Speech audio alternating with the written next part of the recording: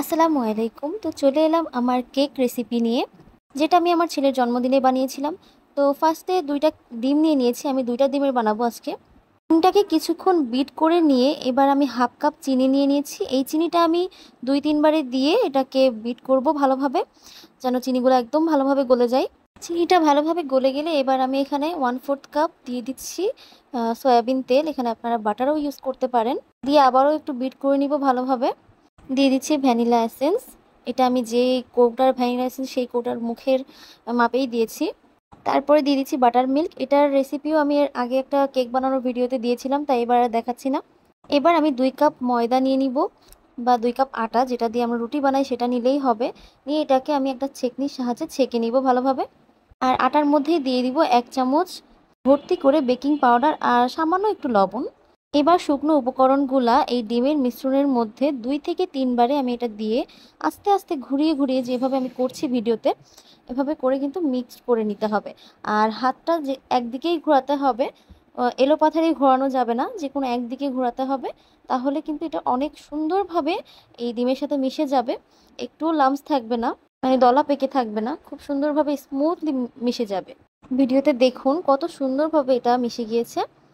এবার আমি যে মোল্ডে বসাবো, আমি আসলে ১ পাউন্ড ২ পাউন্ড বুঝি না, কারণ আমি তো বেকার না, প্রফেশনাল। তাই আমি একটা ফিতাতে মেপে দেখিয়ে দিচ্ছি যে আমার মোল্ডটা কেমন, মানে সাইজটা কেমন আর কি। এটাতেই আমি অনেক আগের থেকে কেক বানাই। ২ টা ডিম দিয়ে অনেক সুন্দর কেক হয় এটাতে। তো এবার আমি মোল্ডটার মধ্যে ভালো করে তেল ব্রাশ করে নিব। খুব ভালোভাবে তেল ব্রাশ করলে কিন্তু বেকিং পেপারও লাগে না। আমি তো এখনো কখনো বেকিং পেপার ইউজ করিনি। এভাবেই আমি কেক তুলি। তো আমার কেকটা অনেক পারফেক্টভাবে উঠে আসে। ভালোভাবে তেল ব্রাশ করা হয়ে গেলে ব্যাটারটা আমি এর মধ্যে ঢেলে দিচ্ছি। সম্পূর্ণ ব্যাটার ঢালা হয়ে গেলে এটা টেবিলের উপর এভাবে আস্তে আস্তে ট্যাপ করে নিতে হবে। এবার আমি এটা ওভেনে দিব। আমার কেকটা অলরেডি হয়ে গিয়েছে। আমি ৩০ মিনিটের মতন দিয়েছিলাম এই ওভেনটাই। আমার কাছে মাইক্রো ওভেন নাই, তো আমি এটাতেই বানাই। অনেক সুন্দর হয় এটাতে কেক। যাদের মাইক্রো ওভেন আছে তারা ১৮০ ডিগ্রি সেলসিয়াসে কেক বেক করলে কেকটা একদম সুন্দরভাবে হয়ে যাবে। অবশ্যই প্রিহিট করে নিতে হবে। আমিও এটা ১০ মিনিটের মতন প্রিহিট করে নিয়েছিলাম। তো একটা কাঠির সাহায্যে এটাকে চেক করে নিতে হবে যে ভিতরে একদম ভালোভাবে হয়ে গিয়েছে কিনা। কেকটা সম্পূর্ণ ঠান্ডা করে আমি একটা ছুরির সাহায্যে সাইডটা অনেক ভালোভাবে কেটে নিচ্ছি, যেভাবে ভিডিওতে দেখছেন। এটা খুব ভালোভাবে ছুরির সাহায্যে ছাড়িয়ে নিতে হবে, তাহলে কিন্তু কেকটা অনেক সহজেই উঠে আসবে। চারি সাইড এভাবে আলাদা করার পরে একটা প্লেট নিয়ে কেকটাকে প্লেটের উপরে উপুড় করে দিতে হবে। আস্তে আস্তে হাতে ট্যাপ করলে এটা উঠে আসবে। আমারটা খুব সহজেই উঠে এসেছে। দেখুন কত ভালোভাবে উঠে এসেছে, একদম ফ্রেশ ভাবে।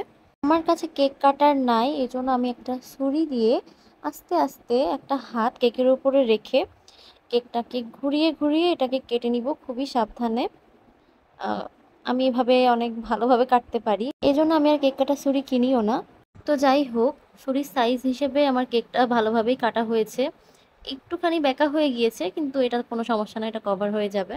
তো কেকের ক্রিম বানানোর জন্য আমি আরেকটা ভিডিও বানাবো, এটা সেকেন্ড পার্ট হিসেবে দিচ্ছি। বলেছিলাম ৩টা পার্টে দিব। তো আমার কেকটা বানানো শেষ, ভিডিওটাও কমপ্লিট হয়ে যাচ্ছে। তো ভালো থাকবেন সবাই, আল্লাহ হাফিজ।